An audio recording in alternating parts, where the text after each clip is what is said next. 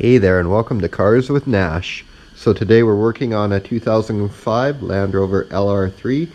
So this video would apply to 2005 to 2009 LR3s with the 4.4 liter V8. And what we're going to be doing here, we're going to be getting to the water pump. We actually have a coolant leak on our water pump.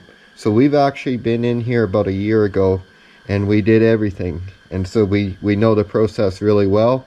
It's actually pretty easy if you follow the steps, and we're going to walk you through it step by step. So we'll not only be showing you how to replace your water pump, but everything else in there we'll just kind of touch on, like your belts, how to check your pulleys for wear, what steps if you had to remove your radiator, all those kind of things. So anything you got to do in the front of your engine here on your Land Rover, this video is going to walk you through it.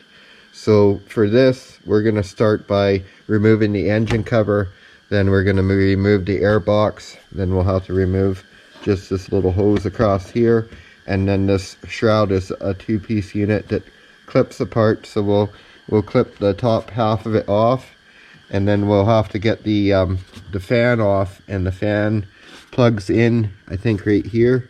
There's a plug right here that powers the fan, so we'll have to unplug that. And then we have a special wrench for the fan. It's 36 millimeters. Nash has it there, and we're going to put that on there, and it's very important to remember that it will turn to the right, so it's opposite of a typical fastener. It's righty loosey, lefty tighty. So what we had to do last time, maybe it won't be as stuck as bad this time, but we put an air chisel right on the side of our wrench. You get these wrenches off Amazon for like $20, so it's not a big deal. But if you shock it with an air hammer, if you leave your belt on and shock it with an air hammer, you can get that off really easy. And the rest of this stuff is very straightforward. We're going to have a ton of room in here, you'll see.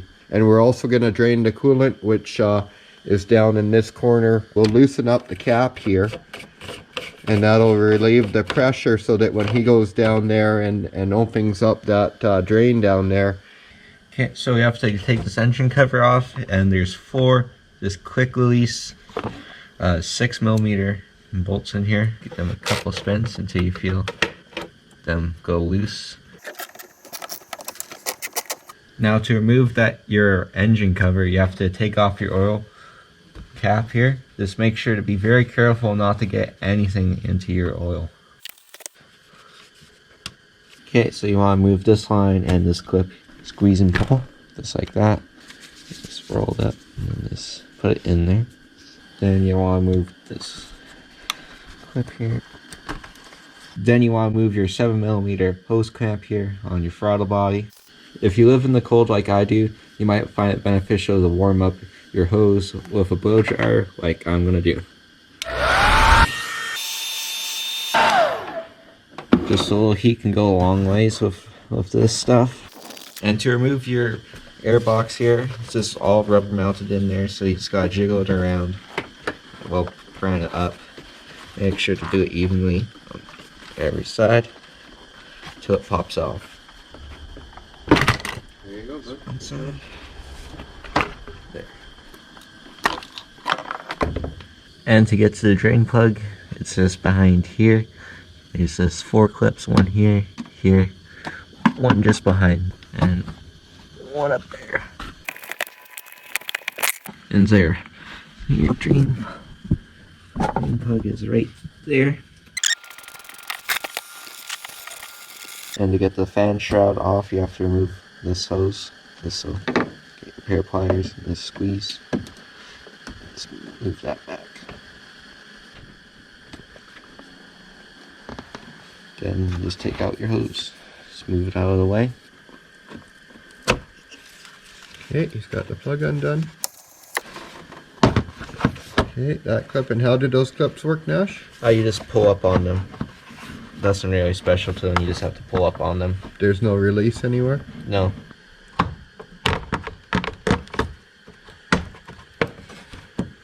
Okay, let's show those clips from the back side. Okay, so he's right. They're just kind of a springy piece of plastic that pops in and out of a notch. So you'll want to leave your fan belt in place And now we're gonna get our wrench on. You can see there's a hex down there. So we're gonna get the wrench on there, put some pressure this way, and then we're gonna air hammer on it that way. Okay, so you can go ahead and pull up. This is just notched in here, like that.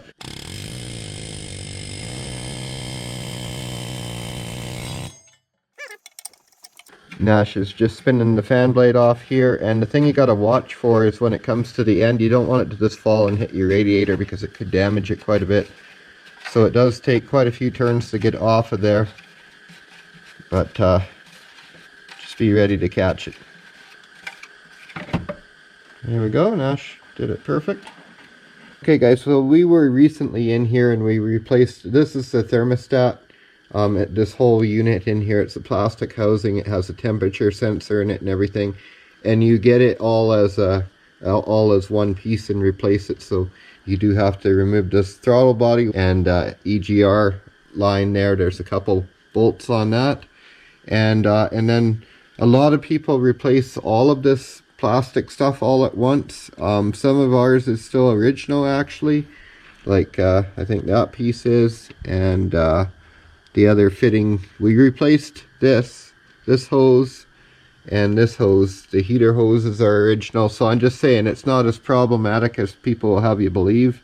We actually, one of the pieces that we did replace, we did like a test of the brittleness, like breaking it with a pair of big pliers, and it actually took a great amount of effort to break it. So I'm not worried at all about the couple original pieces I have in here.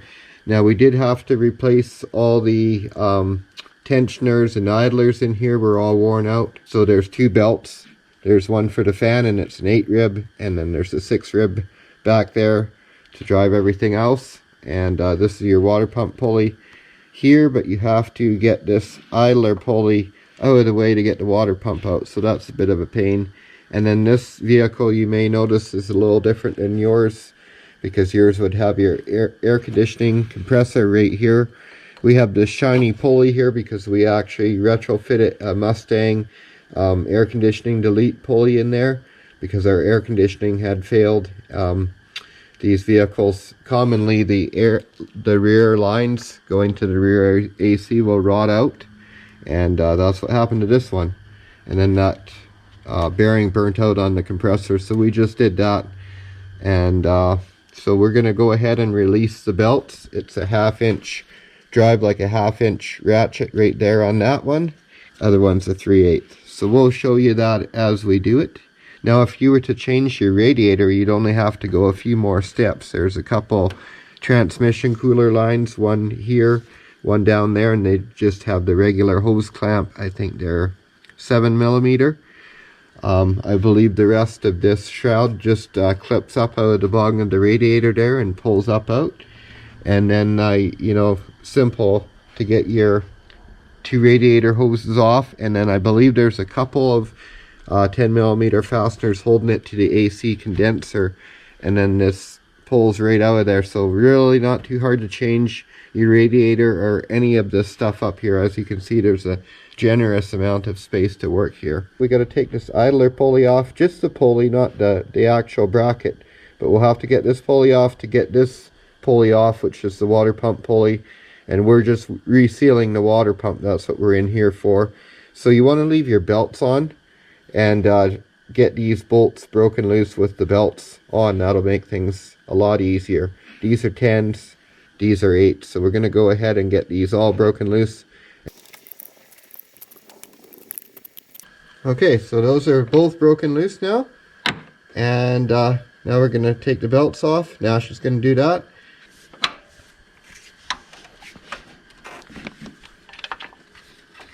There we go. Okay, and so you want to just check what you do is you spin those and make sure they are smooth, and you'll really hear it. They'll actually spin more easy if they're worn out, and you'll kind of hear a dry sound when you're spinning it. So we just replaced that one, so of course it's good. If you have a failed idler pulley, this is what it's going to sound like. And this is the old one off of the Land Rover here. That's a 3/8 drive on that inner belt. Yep, I got her. Okay, so Nash just got those pulleys out of the way, and this is our new water pump gasket. What actually happened is we bought a new water pump and it came with the wrong gasket.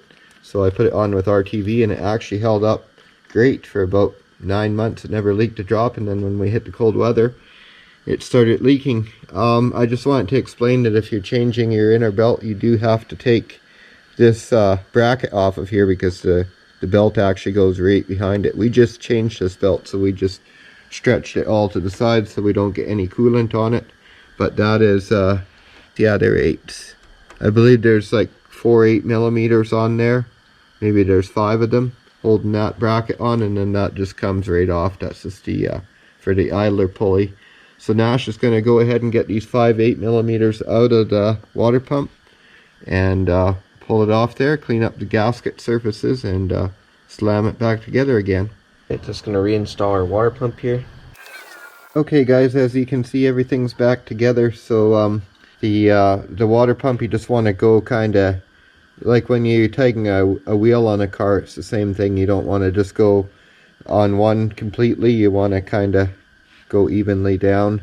So just do it like that, in like a star pattern.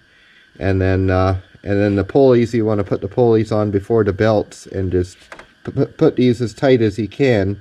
You won't get them all the way torqued down without the belt on, and then you put the belt on, and then you should be able to torque it down.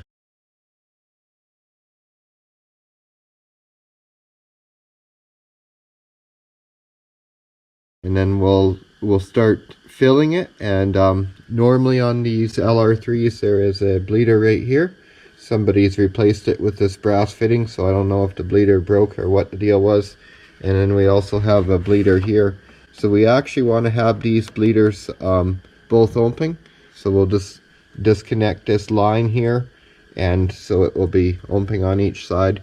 Okay guys, we're gonna fill it with coolant. So what you want to do is you want to have your bleeder here open. You can see that is open, it's just sitting there loose. And then since we don't have a bleeder here anymore, we just have the line open. So you don't want to just like pour this in madly. You want to kind of pour it slow and easy so that it has a chance for the air to work its way up, because this fluid's got to find its way into all the little channels in the radiator and everything. So, but the idea is have the bleeders open now, so that as you're filling, the air that the fluid is displacing is exiting mostly. And there's always going to be a little trapped in a complex system like this, and that's why we're going to do a little vacuuming later. Now this reservoir will fill up. You can see it's past the full mark, and I'm still filling, but I know that we got to put like 1.5 gallons in here. So okay, we've got the vacuum here, and just as simple as that, just vacuuming. And we're going to kind of go on and off of it, because if you just do a straight pull, you get too much liquid. So it's already going down in there. Now we'll do a bit off of this one. See?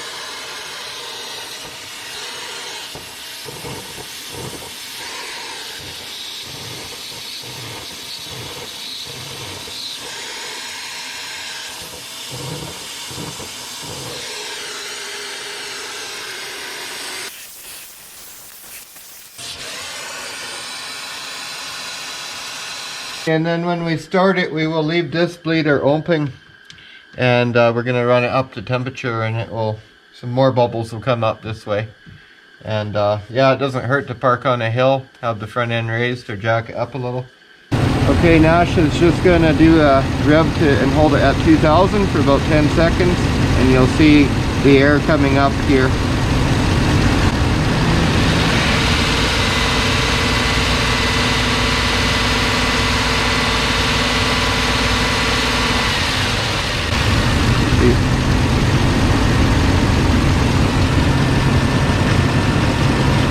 So you want to kind of do this so you don't get all those mad bubbles coming out of there.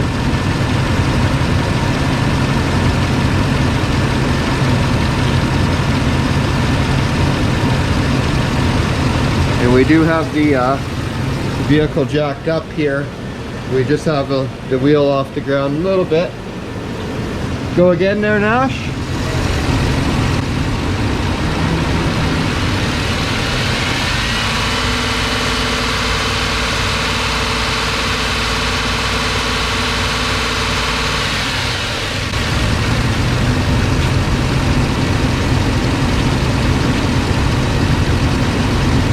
See, we're not getting as many bubbles now.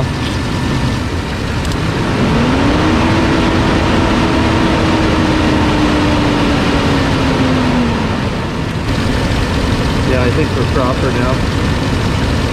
So there we go, guys. I think that's proper. We don't have water surging in there, so, but do keep an eye on it for the first bit. Keep an eye on the level, it might drop. Thank you for watching Cars with Nash. Don't forget to like and subscribe, and have yourself a great day.